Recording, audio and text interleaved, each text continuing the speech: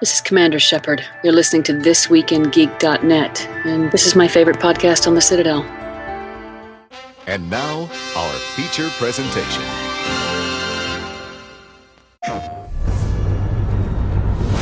Time is running out.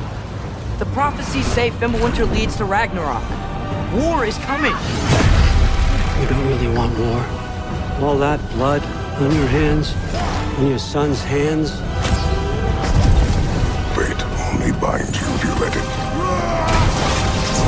We will make our own destiny.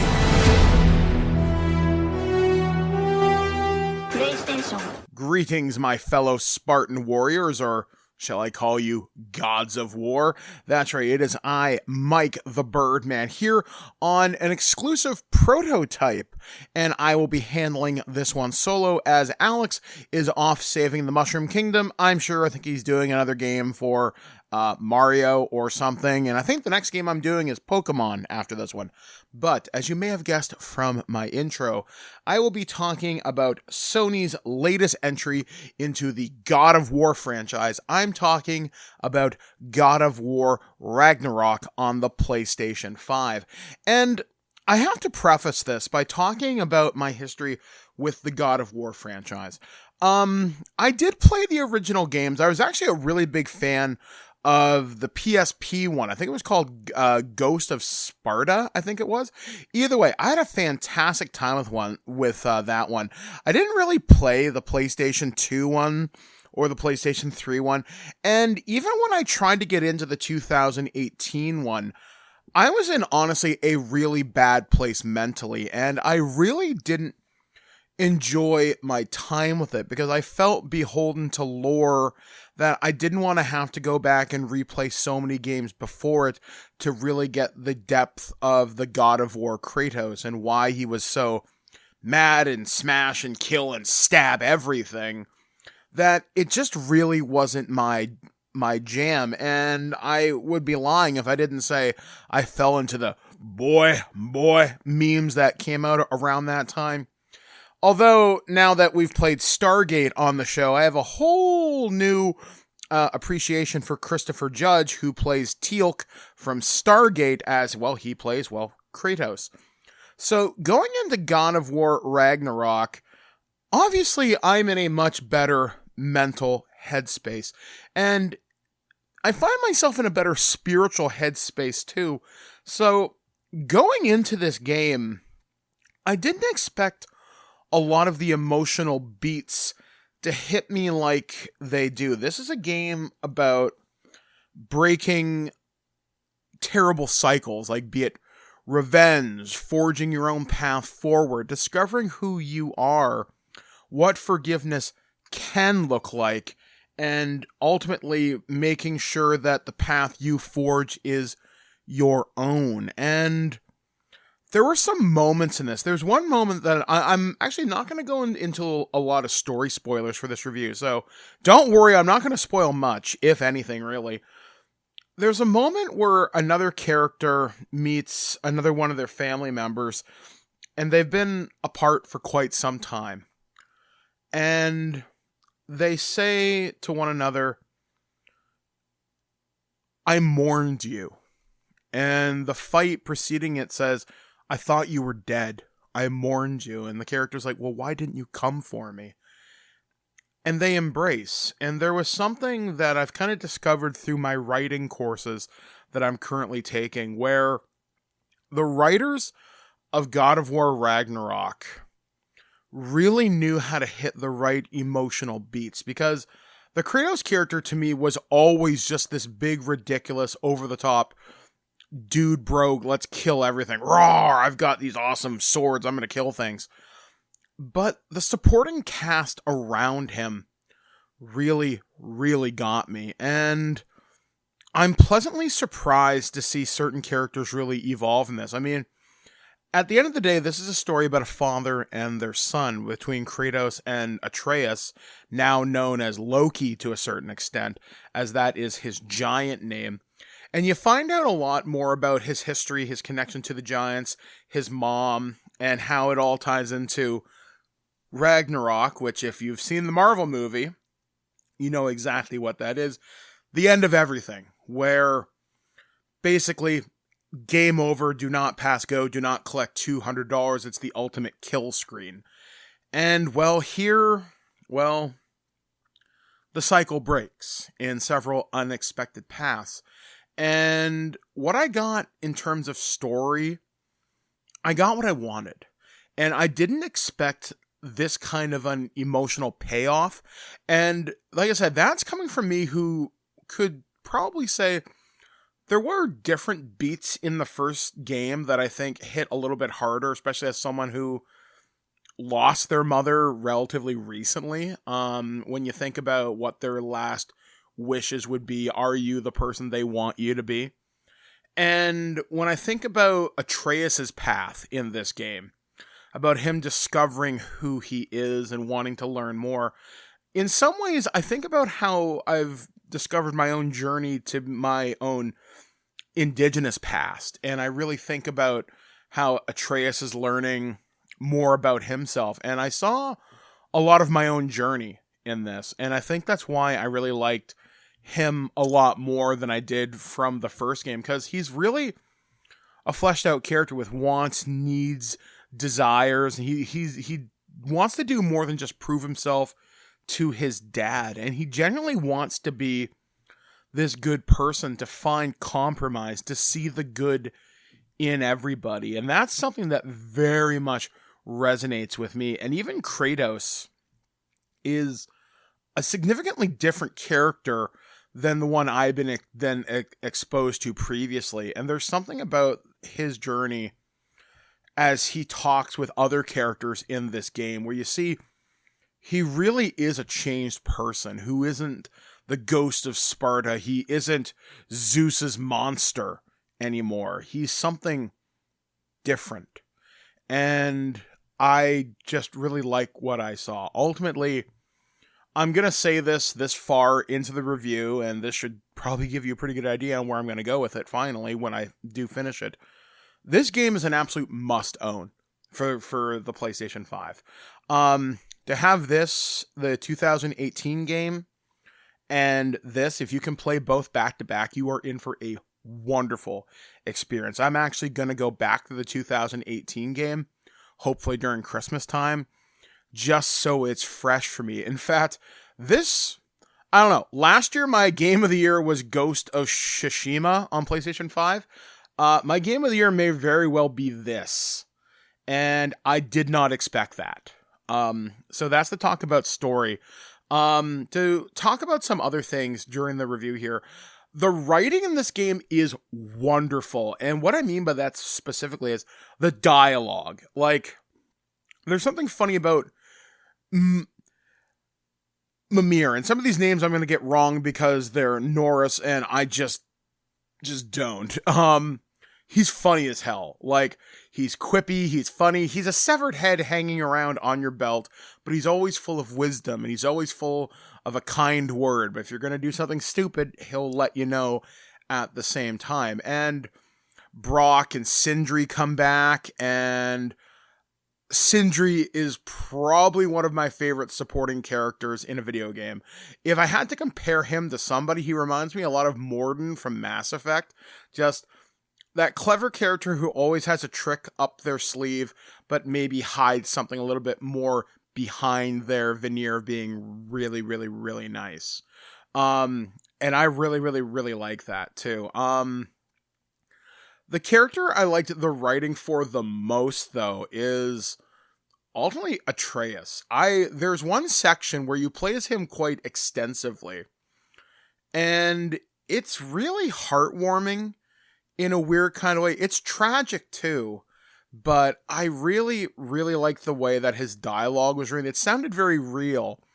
As much as, olden talk can be modernized, it's really weird to hear them use modern phrasing in certain things. Like, one of the first boss fights you run into is against Thor, and he's like, "Are you trying to be a daddy? Like, you're a fucking idiot." And it's weird to hear that. I certainly didn't expect that in terms of the writing in this game.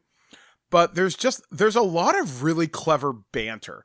And oh yeah, so there's one piece of dialogue that will trigger, and this I'm going to spoil for you because it's so much fun. PlayStation All-Stars is canon. And that's all I'm really going to say about it. The specific dialogue is really amusing. You need to see that. It's well worth finding it.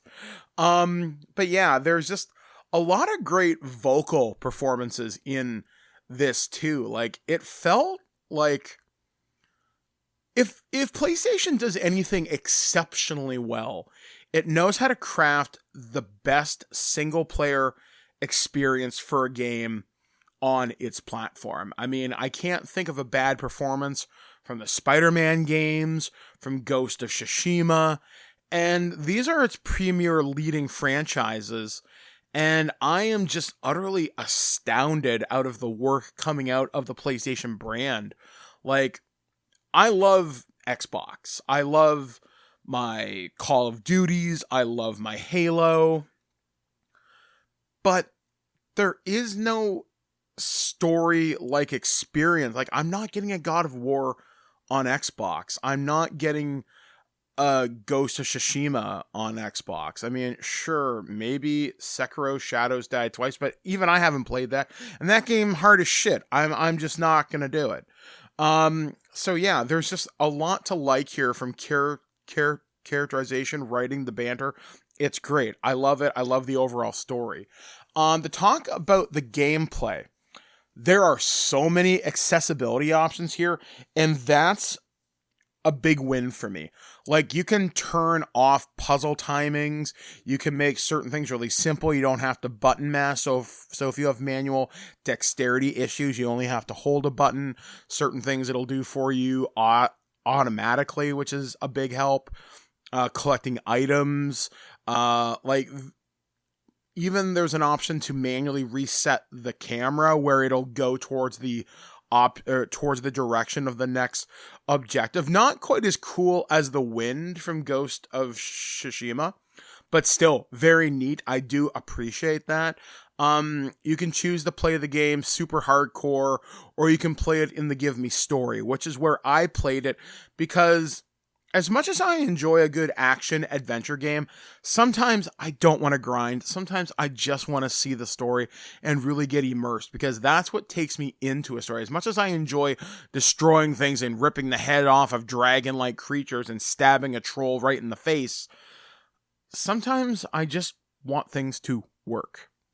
There is some platforming in here. It's more annoying than it is troublesome, and I like that. The puzzles are never so difficult where you're gonna get stuck. There's a few that require a little bit out of the box thinking, but not so much so you're like, oh fuck, I guess I'm going to YouTube or going to like Game Facts. I guess is that even a thing in 2022?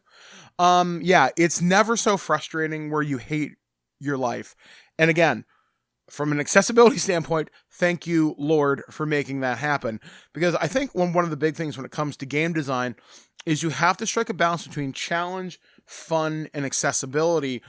And Sony is, again, leading the way. You look at The Last of Us, parts 1 and 2, and even the recent remake. Those accessibility options make the game open to so many more people, where it's not just a get good bro experience. You can literally experience it from almost any level of being a gamer. One of the options I really like is you can turn on boss checkpoints. So if you happen to die in a fight, their health doesn't automatically get reset and you get sent back so far in the fight. No, I like that. I like the fact that I'm not dying every 10 to 15 seconds just because I made a stupid mistake. And some people say, oh, well, you're not hardcore. Well, you know what? I'm over 40 years old. I'm not hardcore. I don't care. And I'm fine with it. And I love that about this game's experience, too. So I was very pleased. There is a really cool upgrade tree for like weapons, like your Leviathan Axe, your Blades of Chaos, and some other stuff that comes along a little bit later. The armor system is really neat. Like, the game encourages you. If you have something you don't want to keep, just sell it. You can always just buy it back later. Upgrading your stuff's really easy. There's tons of stuff to find in the environment, and you can pick pieces of armor and runes and everything that'll suit your suitable play style. There's actually a really good guide on Kotaku right now that speaks about a good piece of early armor you can use that grants you a health burst. Really recommend you pick that up. It's one of the first things you can realistically get, and it will help you through the first little bit of the game, especially if you play a very heavy stun style of combat.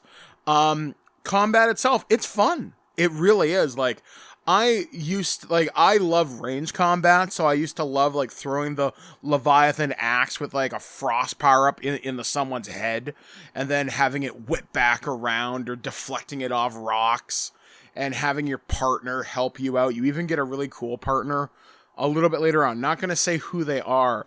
You can infect them and basically cause area effect damage.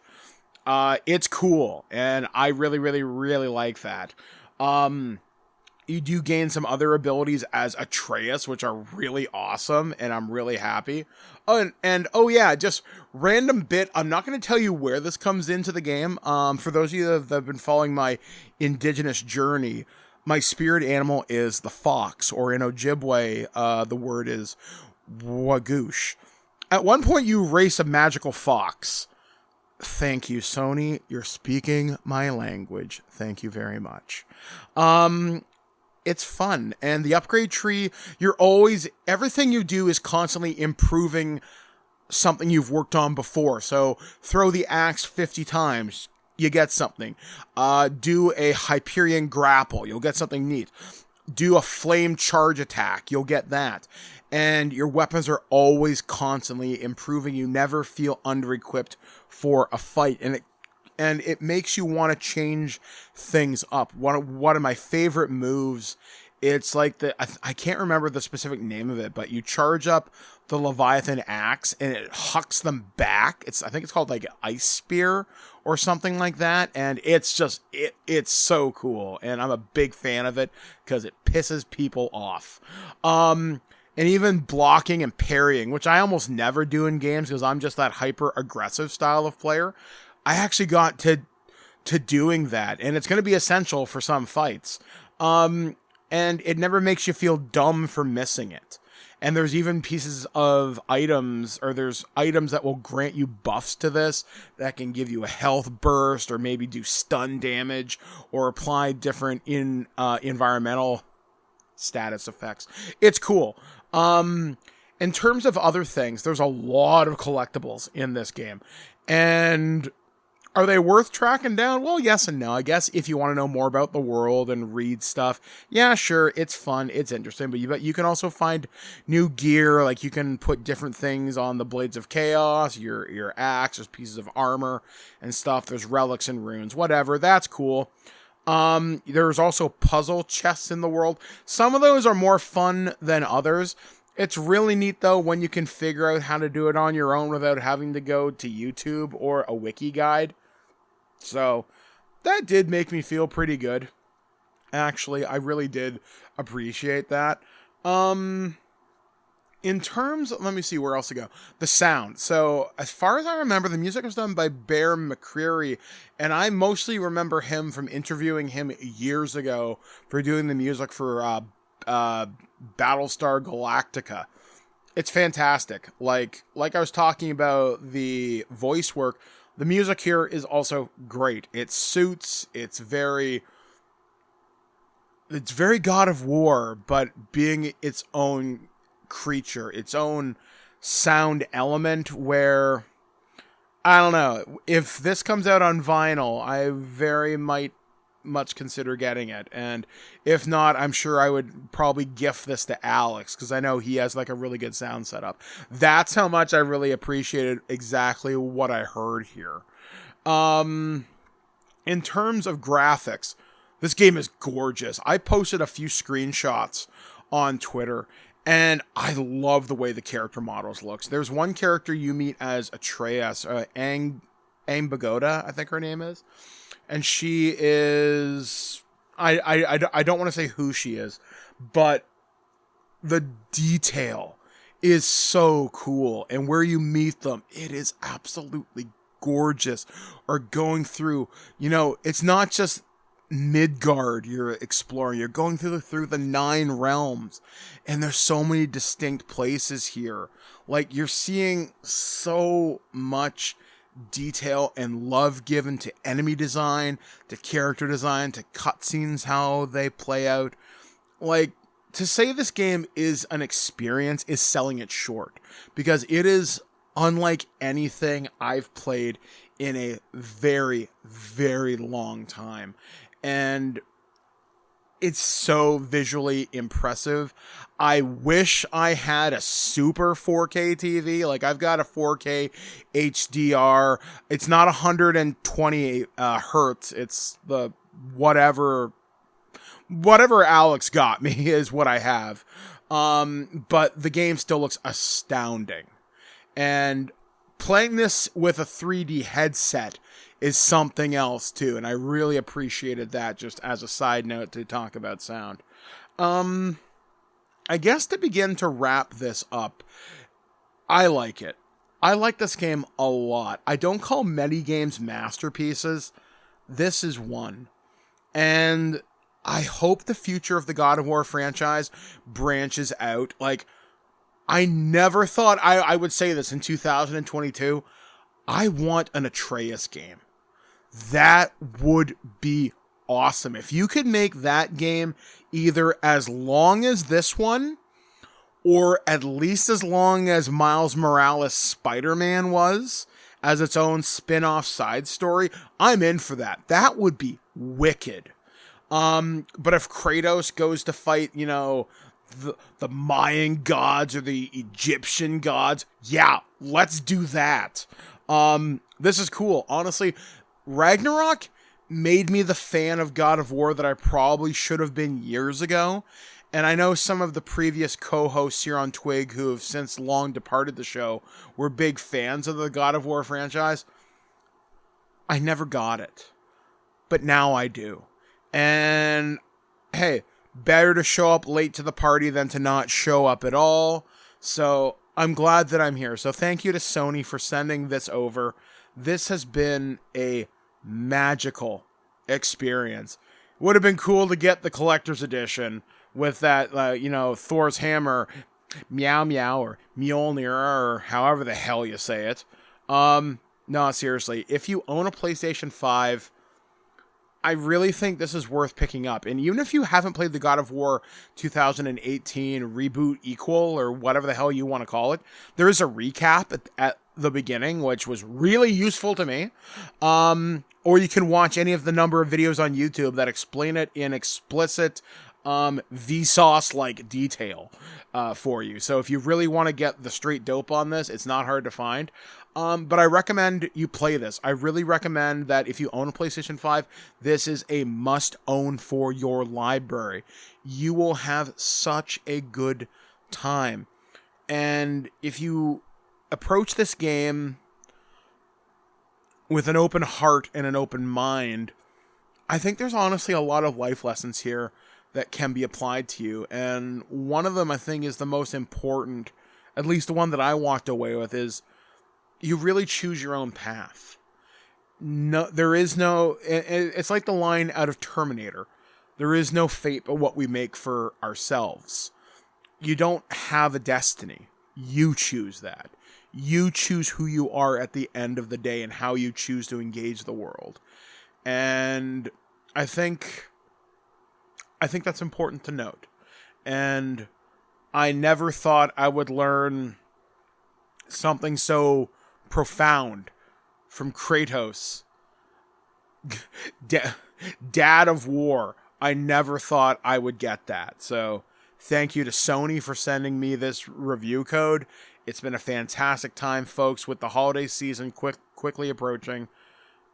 You can rest assured that God of War Ragnarok is a must-own for the PlayStation 5. So anyway, guys, that's going to do it for this edition of The Prototype with me as your solo host this week. Next time on this show, I'll probably be talking about one of the Pokemon games from Nintendo. I'm just waiting on a review code now. It's Pokemon Weekend, so hopefully you are out there catching everything. You have your leafy kittens, your awesome water ducks, and I forget what the other one is. So anyway, until next time, folks, I will catch you round the 9 realms. And as I'm often fond of saying whenever I sign off of any of our shows here on ThisWeekInGeek.net, be excellent to each other. I'll catch you guys again next time, right here on ThisWeekInGeek.net. At no point in your rambling, incoherent response were you even close to anything that could be considered a rational thought. Thanks for listening to this episode of This Week in Geek. Hungry for more? Check out our website at ThisWeekInGeek.net. You can subscribe to the podcast, browse our Twitter and Instagram, and leave your thoughts on today's topics.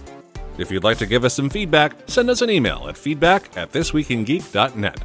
Tune in next time, and remember, lower your shields and surrender your listenership. We would be honored if you would join us. Thank you for your cooperation. Good night.